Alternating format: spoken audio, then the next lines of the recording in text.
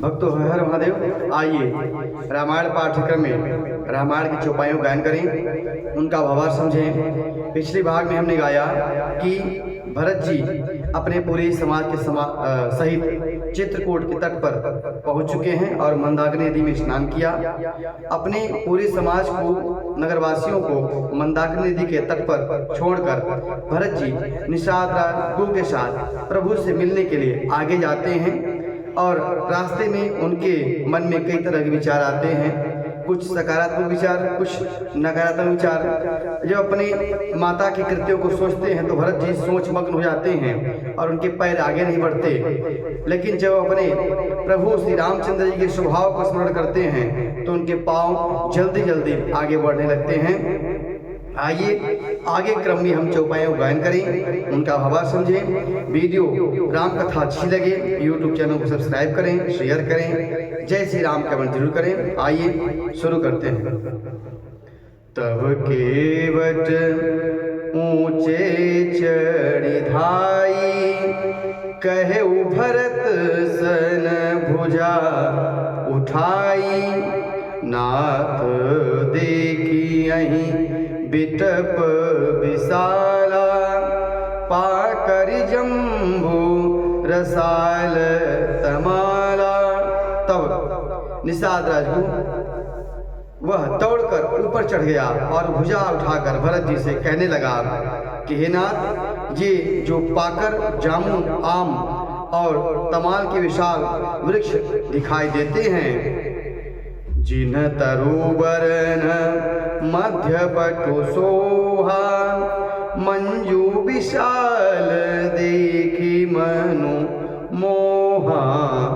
नील सघन पल्लव फल लाला, अविरल छाह सुखद सब काला।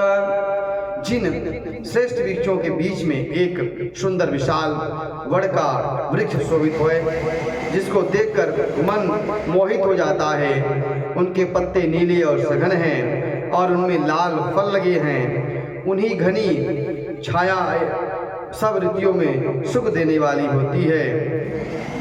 मानहु तुमिर अरुणमय राशि, बिरचि विधि सकेली सुषमासी।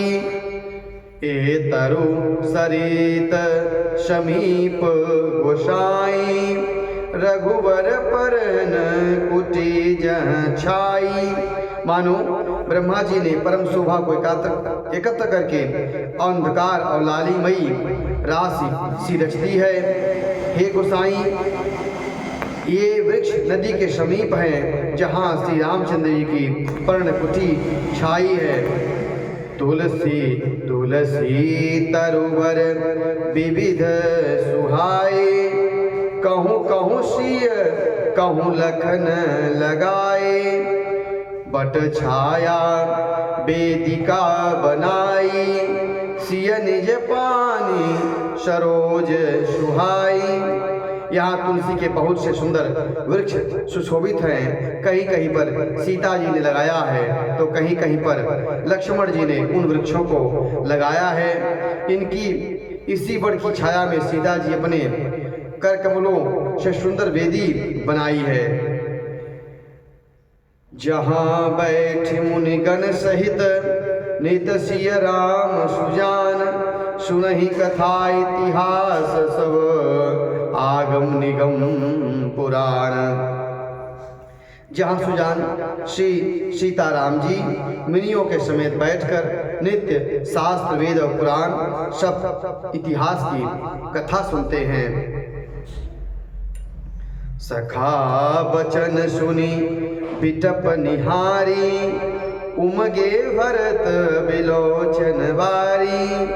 करत प्रणाम चले दो भाई, कहत प्रीति सादर सकुचाई।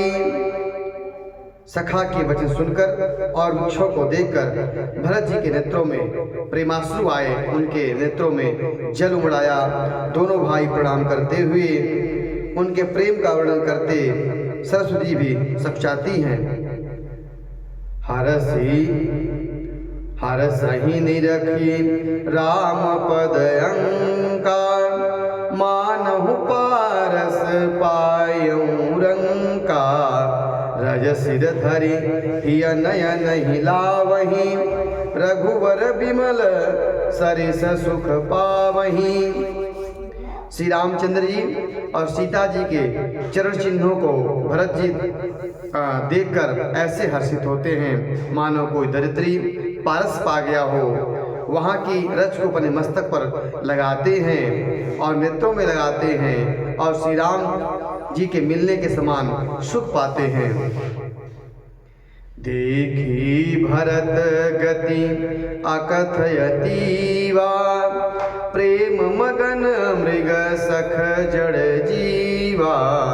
सखहि स्नेह विबस मग फूला, कहि सुपंथ सुर बरसहि फूला।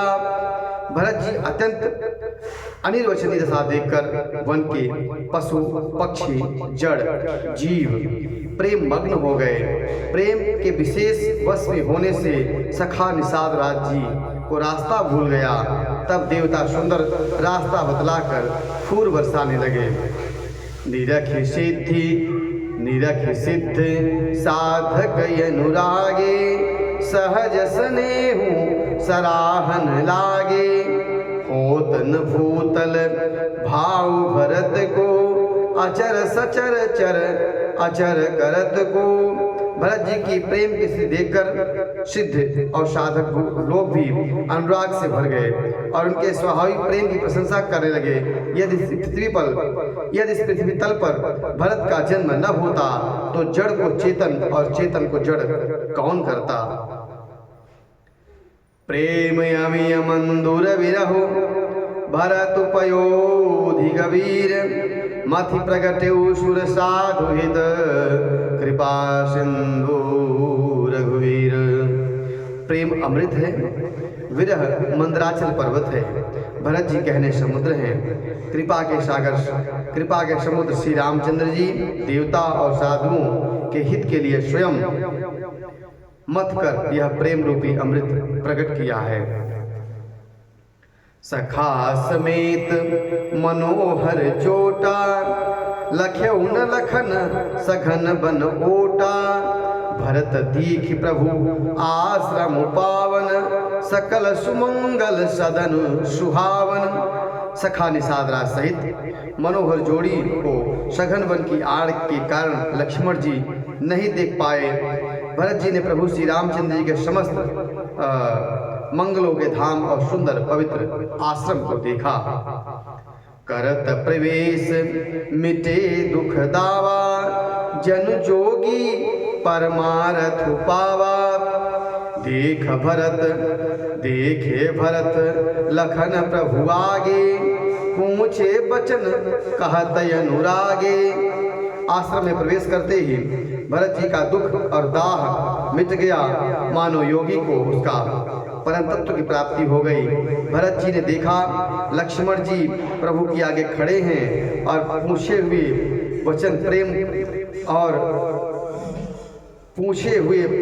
प्रेम पूर्वक कह रहे हैं। शीस जटा कटि मुनि पट बांधे, तू न कसे कर सरुधन काधे। वेदी पर मुनि साधु समाजू, सीय सहित राजत रघुराजू। सिर पर जटा है, कमर पर मुनियों का वलकर वस्त्र बांधे हैं और उसी में तरकस कसे हैं।